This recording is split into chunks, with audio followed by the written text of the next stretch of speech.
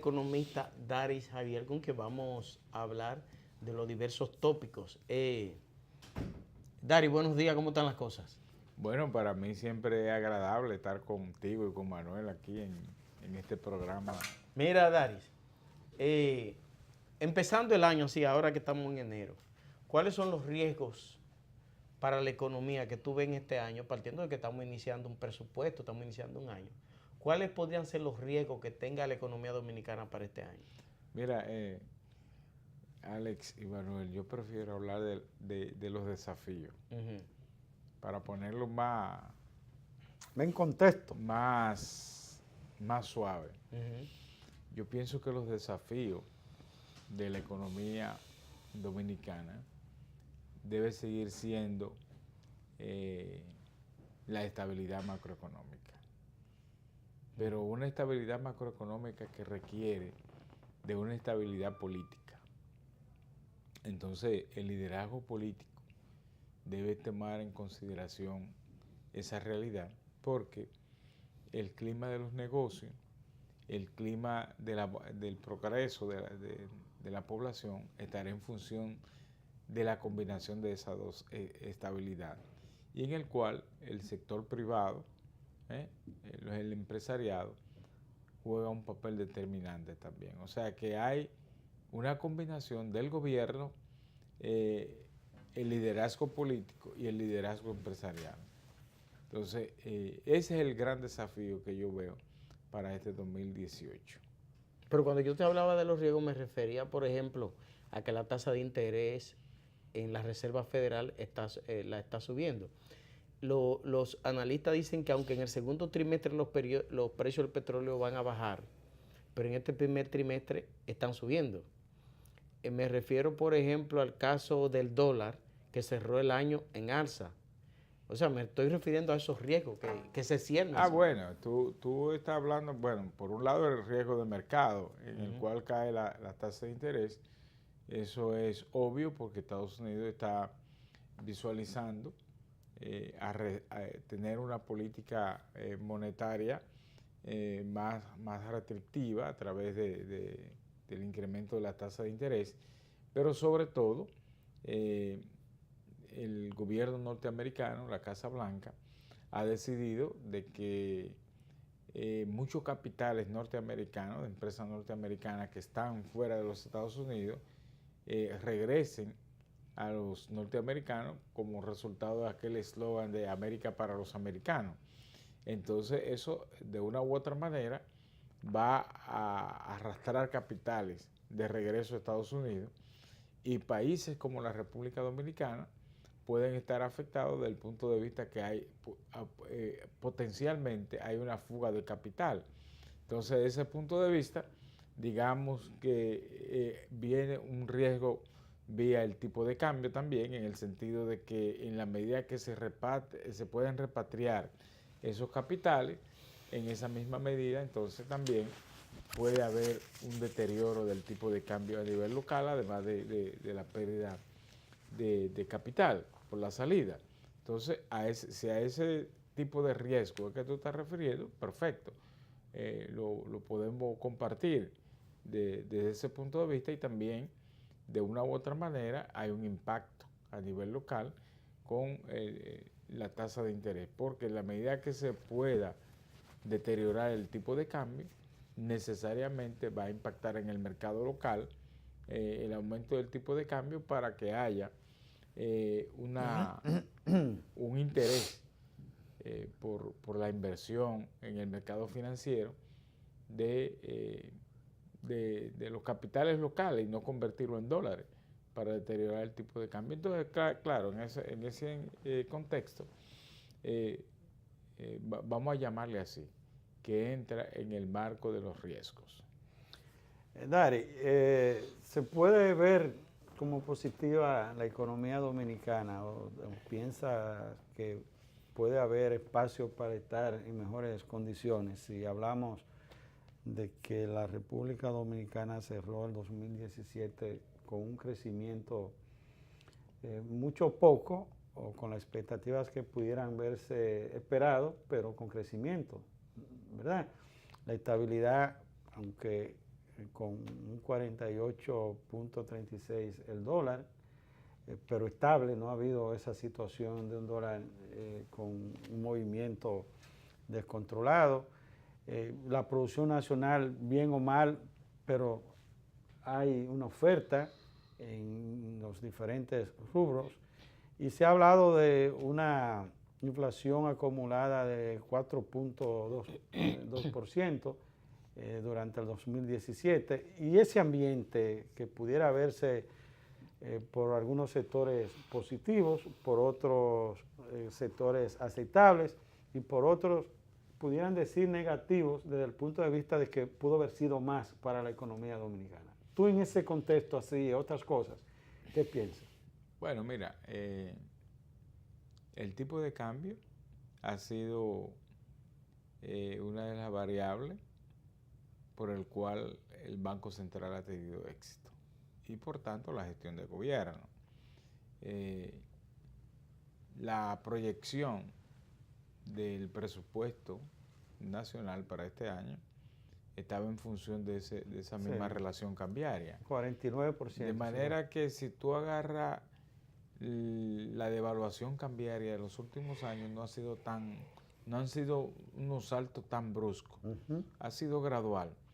Y además de ser gradual, ustedes saben de que el sector exportador y el turismo siempre ha apostado por un tipo de cambio de ese nivel.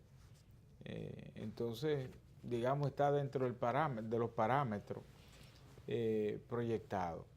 Pero ahí viene un rol importante de las autoridades económicas de que evitar de que el tipo de cambio pueda ser más elevado, porque de una u otra manera, cuando la tasa de cambio se devalúa, o sea, se deteriora el tipo de cambio, eso va a impactar en los niveles de inflación.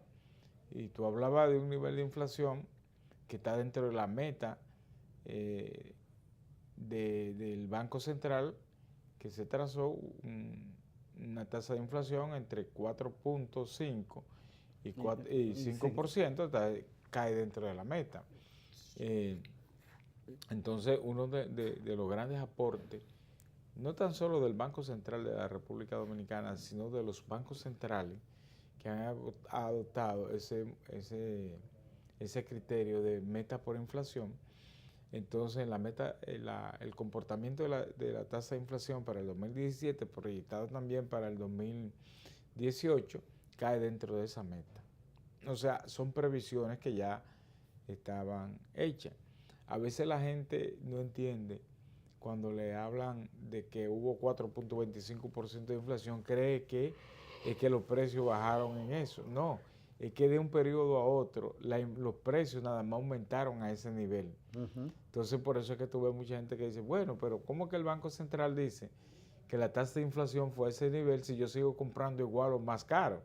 Pero no es que tú vas a comprar más barato o igual, sino que los niveles de precios de un periodo a otro, digamos 16, 17, solamente crecieron una a ese nivel. Una cifra comparativa. Exacto. Entonces, por el otro lado está, bueno, cómo manejar los niveles de endeudamiento, que también hay proyecciones, hay tres criterios. El Banco Central dice que está por debajo del 50%, yo le creo. Han entrado en el debate las academias, por ejemplo, la UAS ha planteado que dio un 53%, y por el lado INTEC ha planteado que dio un 51, 52. En todos casos, lo que se ha mostrado son preocupaciones de que la República Dominicana no vaya a un nivel de endeudamiento un poco preocupante. Tú sabes que estos países de América Latina están incurriendo en a lo que yo le llamo una debilidad, en el sentido de que no están con mucha inclinación hacia el endeudamiento con los organismos multilaterales, sino que están recurriendo a los mercados de deuda, porque son más fáciles. A los bonos. O sea, la emisión de deuda soberana con los instrumentos de bono. Entonces, ¿por qué? Porque son más fáciles. con los organismos Que no dejan de ser deudas ni compromiso a pagar en el futuro. Pero en el caso de los organismos multilaterales, digamos como el Banco Mundial o el Fondo Monetario Internacional, hay una supervisión permanente. Claro.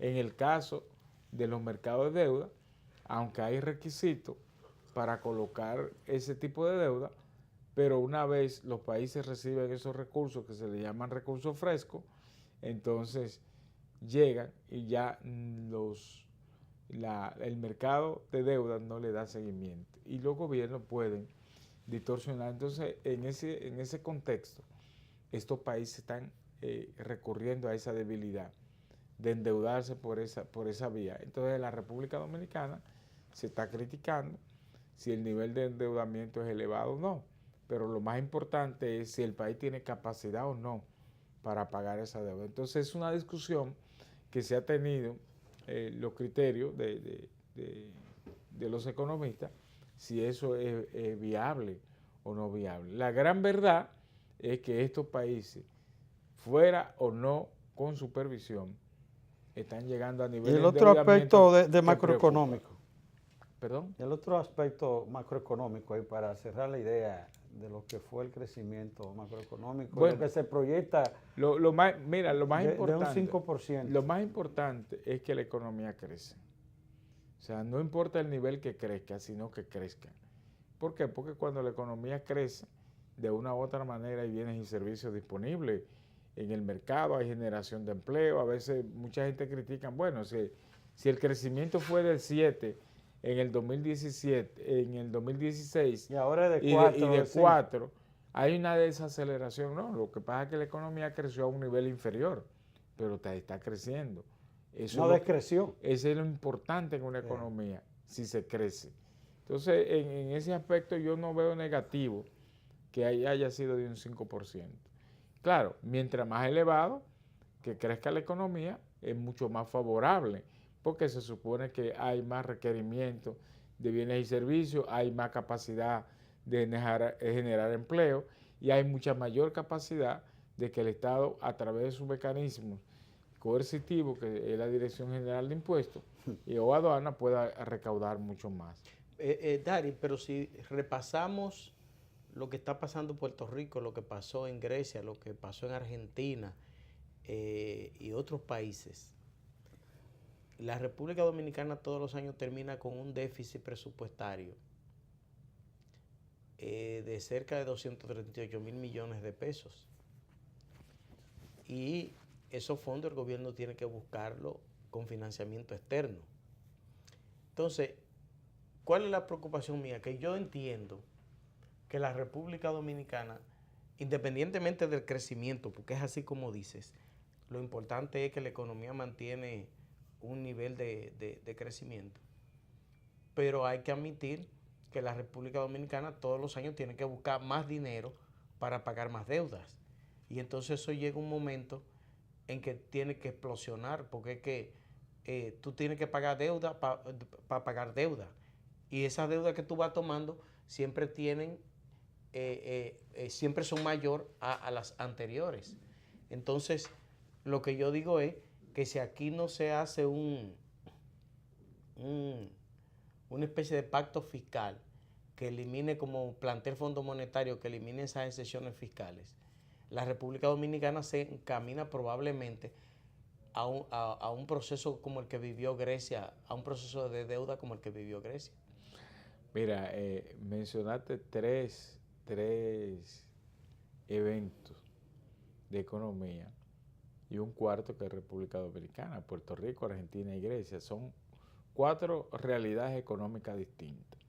De Puerto Rico, por la condición de ser Estado asociado. 77 mil millones de dólares. No maneja una política monetaria y fiscal combinada porque depende de Estados Unidos. En el caso de Argentina, todos sabemos que Argentina desde mediados de la década de los 90 del siglo pasado se ha caracterizado por ser un país que ha incursionado en deudas de tal suerte que ustedes han visto que, por ejemplo, los denominados fondos buitre han puesto mano arriba el mercado financiero y la economía Aunque ya como eso tal se de superó. Argentina. No, lo que pasa es que se cambió el perfil Se de la renegoció deuda. la deuda. O sea, se cambia el perfil con las renegociaciones. Y en el caso de Grecia, que es un tema un poco complicado, porque tú sabes que es la única economía, yo creo, del mundo, y en particular de Europa, que ha tenido que entrar en 3 rescates distintos. Del 2010 hasta el 2015 han sido reprogramados los rescates, y eso ha traído conflicto político. Fíjate que todavía al día de hoy Alexis Tsipras ha estado en una situación incómoda. Recuérdense que en el 2015 hubo un referéndum en Grecia, y para ver si aceptaban o no las condicionalidades. Fueron muy fuertes las condicionalidades. Entonces, la situación de Grecia también viene dado porque las informaciones macroeconómicas que se utilizaron para ingresar a la zona euro, luego La ocultaron. los organismos internacionales Dijeron que tienen un déficit del 3% y era del 7%. Exacto, descubrieron que eran falsas todas las informaciones. Y la falsedad vino dada por las calificadoras de riesgos que aceptaron como buena y válida hoy en día. De déficit fiscales de un 10%, ponerle a un país, bajarlo a un 3.5%, no es tan simple. Y esas condicionalidades ellos la tienen. ¿Qué implicó eso? Incrementar la edad para las jubilaciones, que fue un trago amargo. Reducir el número de empleados públicos para la educación. Es decir, en una escuela donde había maestros, donde habían 20 maestros, reducirlo a 3. Los sueldos, congelarlo por un tiempo prolongado. Entonces nosotros como país no hemos llegado a esos niveles. Además No, yo lo que digo es la cantidad de deuda. Que si esta deuda recurrente año por año para cubrir el presupuesto no pudiera llevar a la República Dominicana a una situación como esa. No, pero ahí es que te estoy explicando. Entonces el nivel de deuda, y deuda no tan solo con la comunidad financiera internacional, sino deuda bilateral. ¿A cuáles de los países que más le debe Grecia? Es Alemania. Alemania. Por eso es que tú ves que Angela Merkel y Alemania como tal tienen participación muy activa. ¿Cuál es el segundo país? Francia. Y por eso es que ustedes ven que el gobierno francés está directamente involucrado en todo lo que es la renegociación. Y así Irlanda y otros países son a donde están distribuidas las sumas tenebrosas, digo yo así, en que ha caído Grecia. Cosa que es muy distinta en la República Dominicana. La deuda nuestra es en el mercado de deuda, particularmente Estados Unidos, y a los organismos multilaterales. Entonces, no vamos a llegar a la situación de Grecia, aunque yo sí creo que desde el gobierno, el equipo económico debe tener la capacidad de visualizar un perfil de la deuda distinta. Cuando se hizo la renegociación o compra de la deuda de Petrocaribe, yo me quedé mirando toda la publicidad que se desplegó sobre eso. Yo digo, mira, no está malo. Lo único que el país no ha pagado la deuda. El país lo que ha cambiado es un perfil de deuda. De un mercado, de una deuda, resultado de acuerdo, se pasó entonces a una deuda. El nivel de deuda se redujo. A una deuda de mercado. Entonces, en la deuda en sí, si tú lo ves en lo inmediato, hay una reducción en el corto plazo, pero en el largo plazo es la misma deuda. Lo que ha habido un cambio. Eso es igual que Manuel me deba a mí $1,000,000 de pesos, y de repente Manuel me paga, pero fue porque Alexander se lo prestó. Entonces la deuda pasó. Sí, pero Manuel te está pagando, son 600 de un millón. Me está pagando a mí, pero se está endeudando contigo. Es lo mismo. No, pero la deuda se redujo como un 37%. En el corto plazo, pero en el largo plazo es lo mismo. Pero de todos modos, yo pienso que dentro de lo que es la parte del acuerdo de Petrocaribe, no está malo mirando el contexto en que está Venezuela.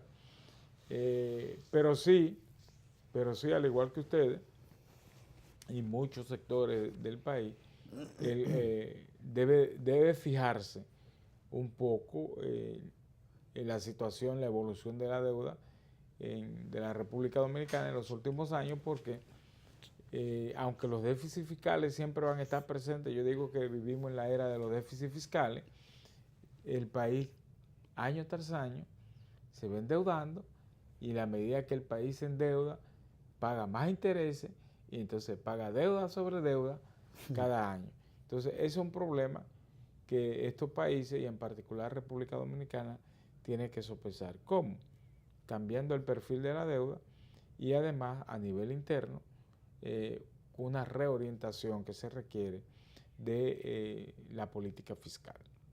¿Cómo cambiar el perfil de la deuda? ¿Qué tú sugieres para ese cambio, ese perfil? Bueno, en primer lugar es un control de la emisión de deuda soberana. Eso es un elemento a considerar. El otro es para qué se está endeudando el país. Pero a veces tú te haces la pregunta, bueno, ¿es malo endeudarse o bueno? Depende para qué sea. ¿Hacia dónde va ese dinero como inversión de capital o de producción, de retorno? El problema de los países es cuando se endeudan para asumir compromiso corriente. O sea, los países no pueden endeudarse para enfrentar gasto corriente. Si la deuda es, por ejemplo, orientada para construir carreteras, hospitales, qué sé financiar yo, proyectos financiar proyectos de largo plazo, digamos, no está malo, pero el país tiene que tener una previsión de cara al futuro. ¿Por qué? Porque estas son economías que han entrado en muchas fragilidades y esa fragilidad acorrala a los países. Sí, bueno, estamos conversando con Dari Javier, economista, catedrático universitario de la Universidad Autónoma de Santo Domingo y de otras universidades. Y dirigente político.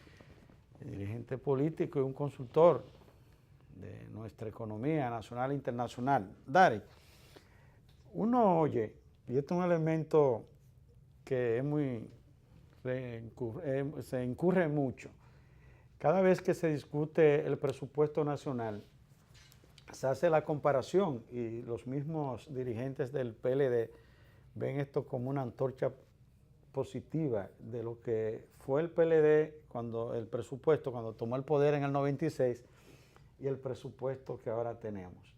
Bueno, estamos hablando de 800 mil millones de pesos y algo más. Y aquella vez estamos hablando de 26 mil millones. ¿Qué tanto hemos logrado crecer los activos del país? Pero cuando uno se detiene a ver en detalle la repartidera, para decirlo de alguna manera, o la distribución del presupuesto, en lo que es el pago de los intereses de la deuda, que va incluido en ese presupuesto, ¿verdad? Como ha dicho Alexander, esos subsidios a una serie de situaciones.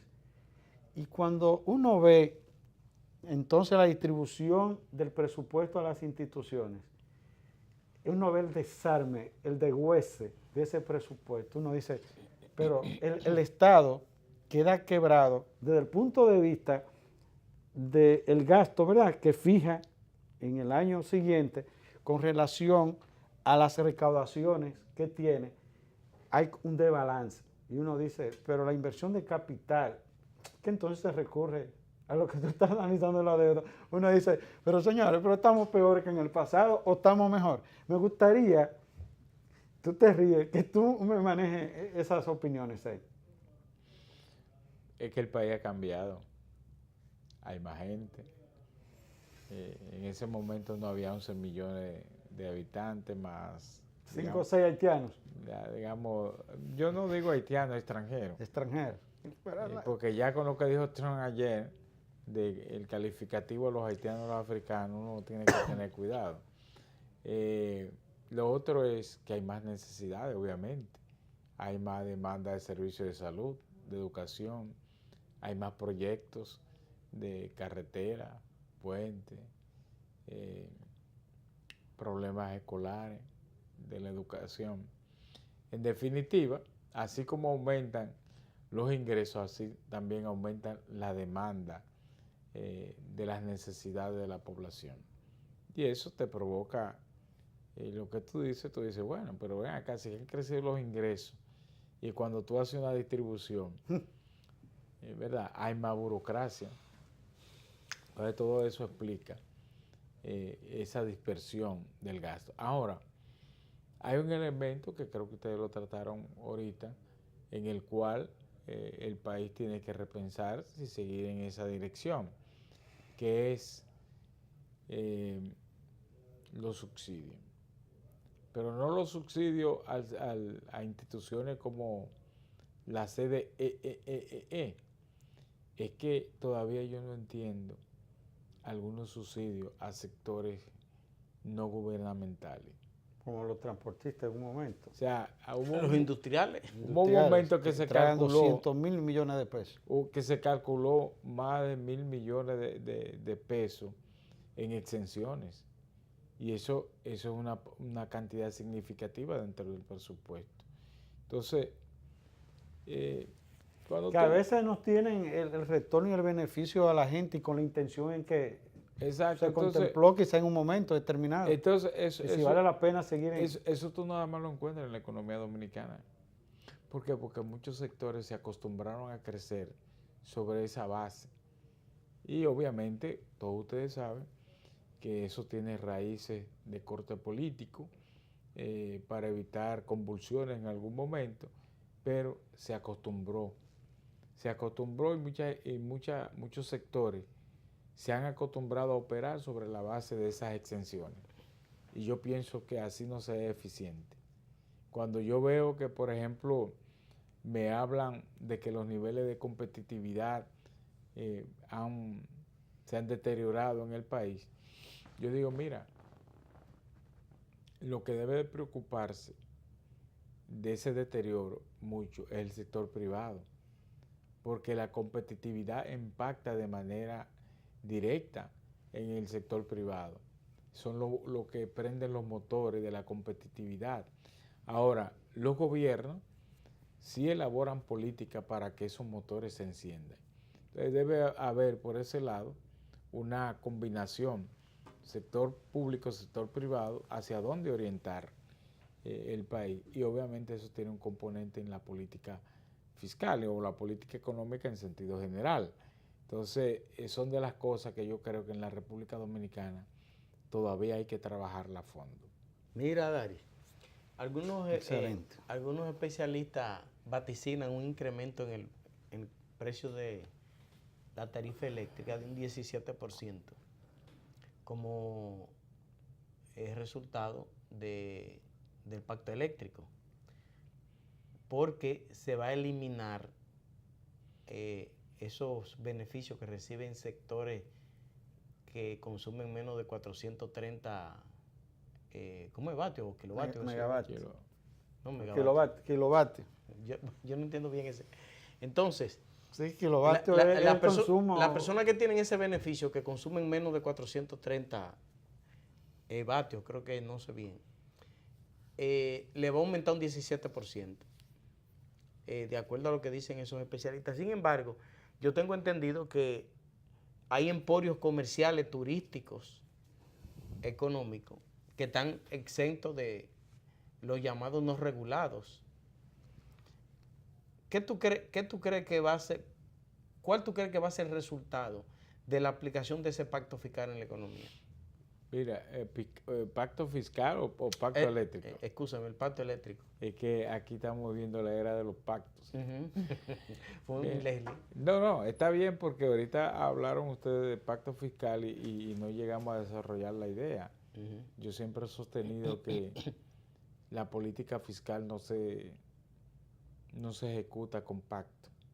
Es bueno conversar, es bueno ponerse de acuerdo, pero la política fiscal no es resultado de pacto. La política fiscal es el resultado de herramientas y visiones de política económica. Y de estrategia de desarrollo. En ninguna, por eso te dije de política económica, que encubre la política de desarrollo. En ninguna parte del mundo la política fiscal se ejecuta con pacto. Con acuerdos.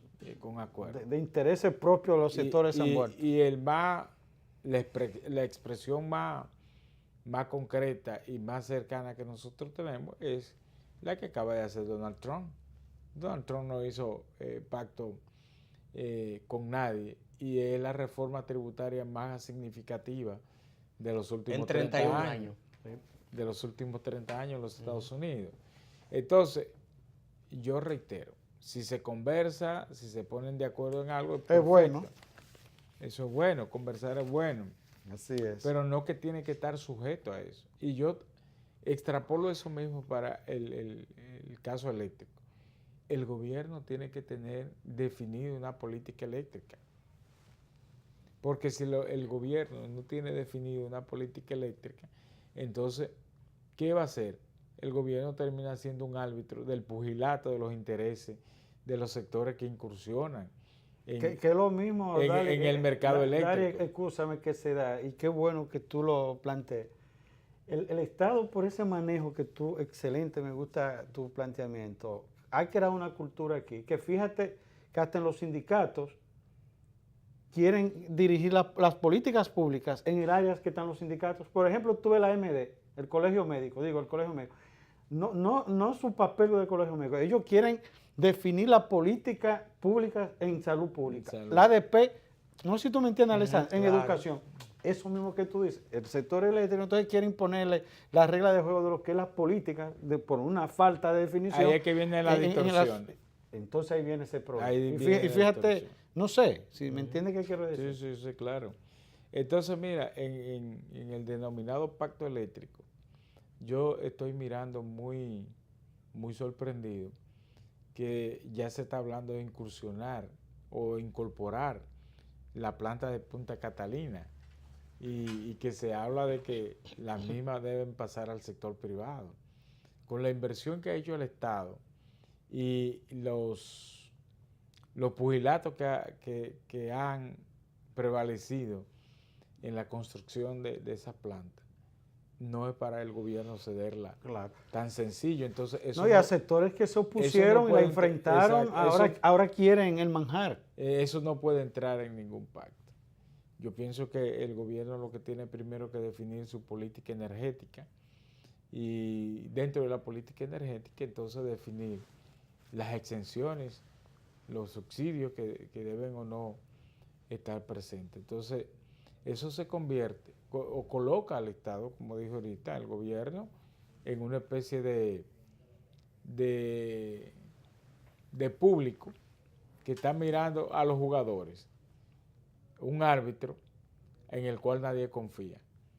Entonces, el gobierno debe convertirse en el epicentro de todas las decisiones en ese aspecto.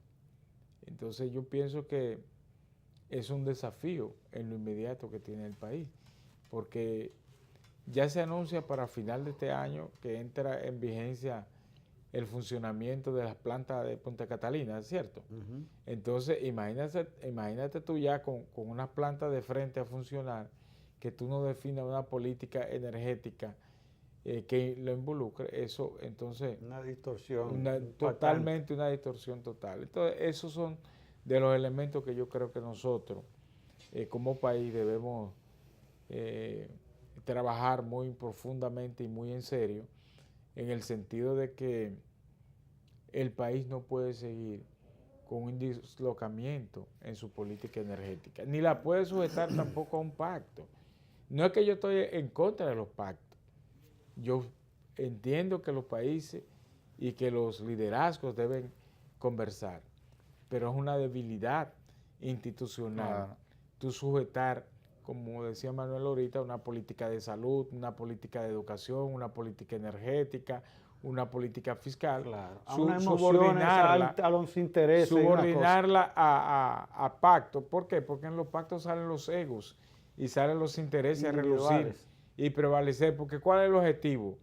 Es minimizar la participación del Estado. Si ustedes se dan cuenta, Aunque la población se lo lleve quien lo trajo. oye, Eso no importa. si ustedes se dan cuenta, todos los pactos lo que procuran es evitar que el gobierno tenga menos incidencia.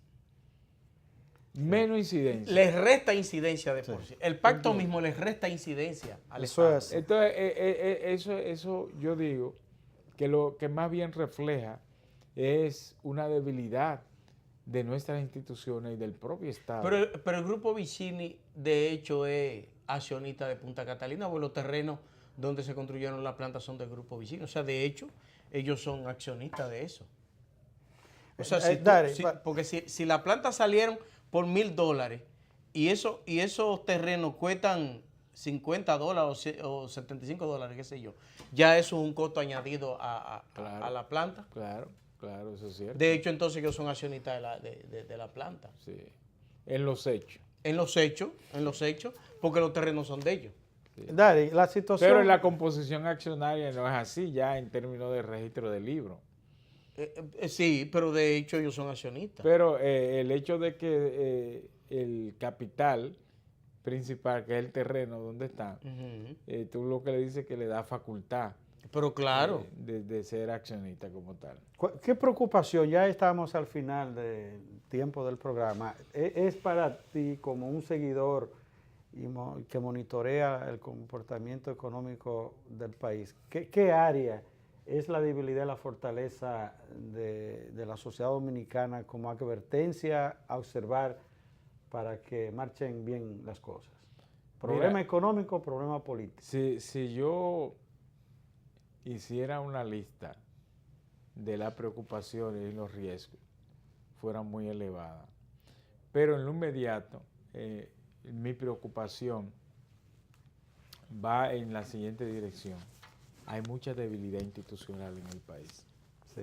Mucha debilidad institucional y eso es muy preocupante. Porque, por ejemplo, se está discutiendo un proyecto de ley, para ponerte un ejemplo de, digamos, de ley de partido o ley, el código electoral. Y de repente se está discutiendo eso y alguien dice, no, hay que tocar la Constitución porque hay que habilitar una reelección. Tú dices, pero ¿y en qué país es que nosotros estamos? O sea, ese tipo de debilidad es que a mí me preocupa. Una chapucería cualquiera. No, pero óyeme, mira, es más, mira, sin mencionar a nadie, yo digo que lo que pasa es que en cuestiones serias hay mucha gente al frente que no le dan carácter. Y eso, de una u otra manera, es una destrucción para cualquier nación. Es una destrucción. Que no se tenga unos criterios definidos con relación a la política migratoria del país y que haya un país dividido entre cómo manejar la política migratoria es otra preocupación. Sí. Y te digo la política migratoria porque aquí desde que se habla de migración todo el mundo lo reduce al problema haitiano. Pero es que aquí cada país tiene derecho a una política de migración de acuerdo a su institucionalidad. Entonces, digamos, esa es la segunda preocupación. Y una tercera preocupación es la parte de la inseguridad ciudadana, que puede ser la primera. Pero es que son tan fuertes las tres, Manuel, que tú no sabes en qué orden jerárquico colocarla. Así es. Y ese así de repente, que te Excelente. podría decir mis preocupaciones en lo inmediato, aunque la lista es grande, pero esas tres para mí son fundamentales. Excelente. Muchas gracias, Dari. Siempre para ustedes. Hemos tenido una excelente conversación, dando repaso así a principio de año de lo que son los principales factores de la economía dominicana. Así es. Así que muchas gracias y pronto te tendremos de nuevo por aquí para que sigamos abordando estos temas. Brito. Interesante, de verdad, unos temas bien abordados y que realmente requiere el país que se le informe. Sí, Nada, buen fin de semana a todos.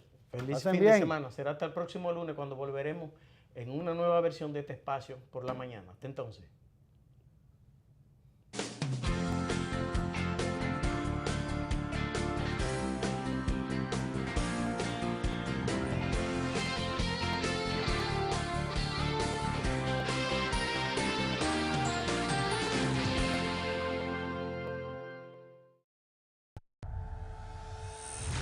Aster está contigo en cada momento con los mejores canales y premia tu fidelidad con atractivas promociones. Somos la compañía con más cobertura a nivel nacional y contamos con la mayor cantidad de canales exclusivos y de más demanda popular. Nuestros suscriptores son premiados con dinámicas promociones que les llevan gratis a los mejores cines del país, exclusivos restaurantes, los mejores espectáculos, destacadas obras nacionales e internacionales y mucho más. Somos una empresa sinónimo de calidad y dirigida a todo tipo de público, a quienes brindamos los más atractivos paquetes de canales y los precios más bajos del mercado.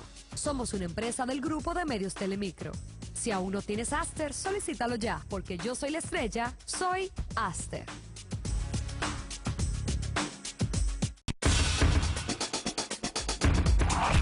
Únete ya a los que avanzan hacia una nueva era en la información. Entra a la página digital de tu órgano de difusión, vanguardiadelpueblo.do. Actualizada, completa, nuestra. Otra manera de ver. Vanguardiadelpueblo.do. Otra manera de ver.